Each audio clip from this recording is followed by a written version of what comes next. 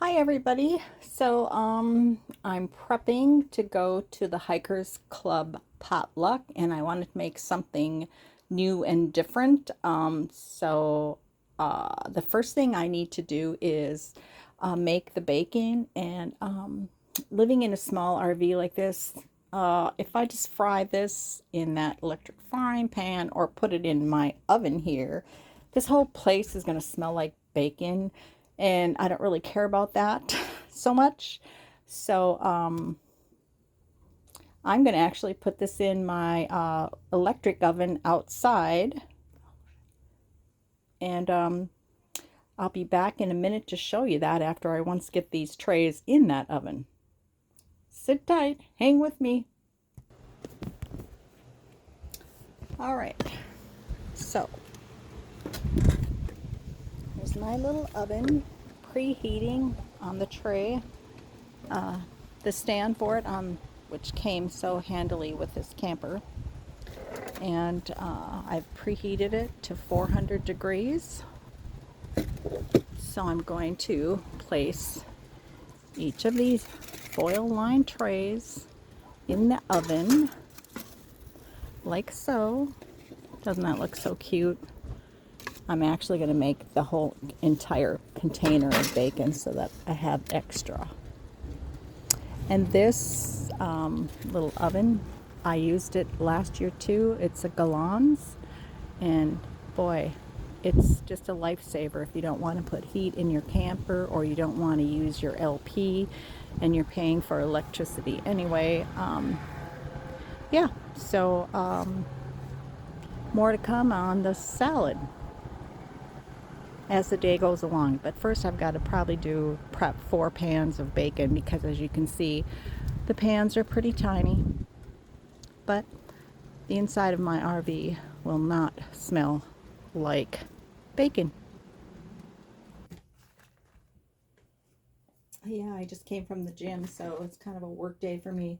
So the other thing I'm going to do, since I have the oven out and I have the trays lined with tin foil, is I'm going to prepare this, I don't know, I always call it acorn squash, so I hope that's what it is.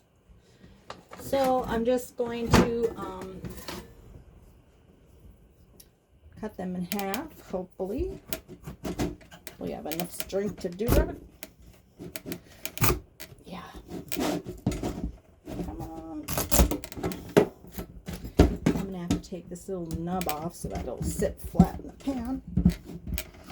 Yeah, it takes a bit of muscle to do this, folks, so bear with me.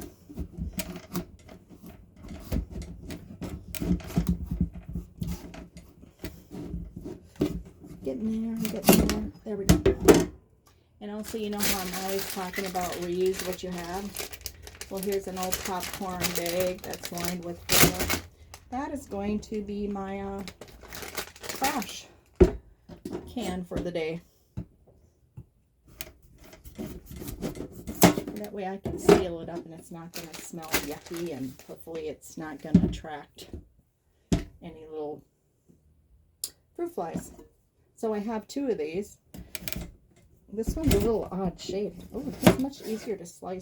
Maybe he's a some kind of a variety squash. So I'm just gonna finish cleaning these up, and we'll be back with you shortly. So the squash are all clean. They'll be ready to go onto the oven trays as soon as I have all the bacon cooked. But on to the next step for my tortellini salad, and I still have my trash bag here, is that you're supposed to, I don't know, I feel like I paid an excess amount for all this stem when I really just want the flour out, but that's life. So the next step in my process for the tortellini salad is to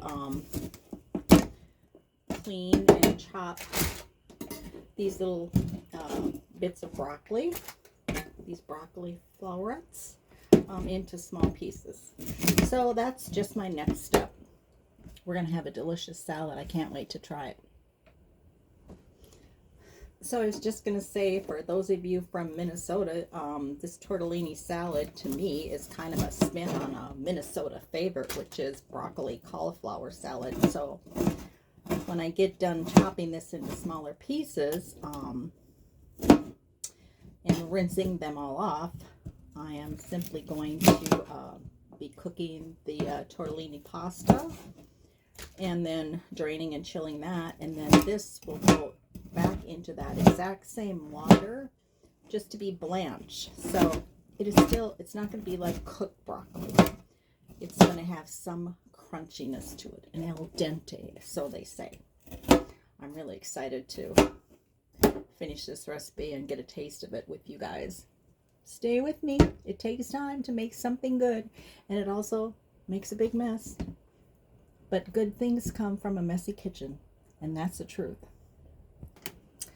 Just another tip. The key to cooking in a kitchen, any kitchen, but especially a tiny kitchen, is clean up after yourself. In between little processes, I'm cleaning up. So my broccoli is diced and it's down below in the colander waiting for the pasta to get cooked and drained. I've already washed my little dicing board. I'm not sure. I'm probably going to need that again to dice up the bacon. So keep clean, keep organized, and you'll have a great day in the kitchen, and you'll have a fantastic recipe. Okay, so as I was looking at the bacon grease in this pan from my bacon, I was thinking, well, gall, generally when we bake squash in Minnesota, we put a big old dollop of butter in there, or maybe we do some butter and olive oil. But today I'm gonna actually use some of this bacon juice. Why? Well, because I think it's gonna be delicious. And I'm actually probably gonna put just a smidge of brown sugar in each of these before I bake them. Doesn't that look good? Here. Other thing, of course, we have to do is, well, this is going to go on here, is, well, from Minnesota, we kind of salt and pepper everything. So I'm going to give this a good, decent amount of salt and I don't know, I'm kind of a pepper lover, so a little excess pepper. Doesn't that look good? Look at how delicious that looks with that bacon grease in there. It's going to bake up.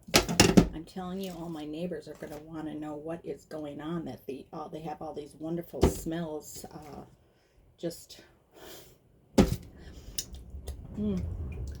Yeah, finger licking good. On the outside of the RV versus the inside. I'm going to be eating good the next couple of days. Just waiting on one pan of bacon, and then I need to start my tortellini cooking. So that'll be next. Stick with me. It'll be worth it. So I decided to do a bit of a variety when it comes to the squash.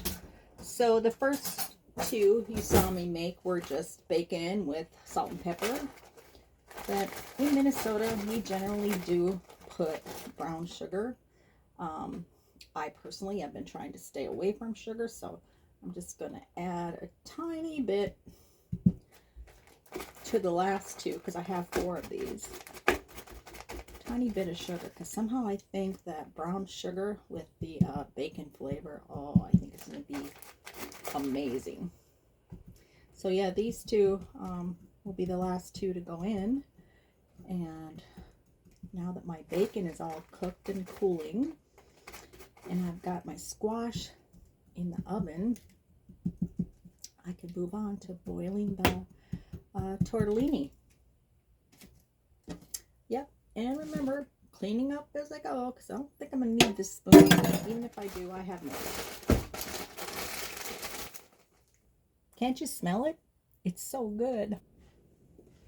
So I've discovered that since I'm cooking small in this RV, I think I would feel better doing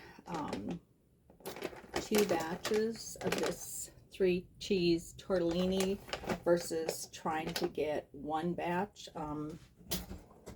done in this pot. So it'll just be a few extra minutes.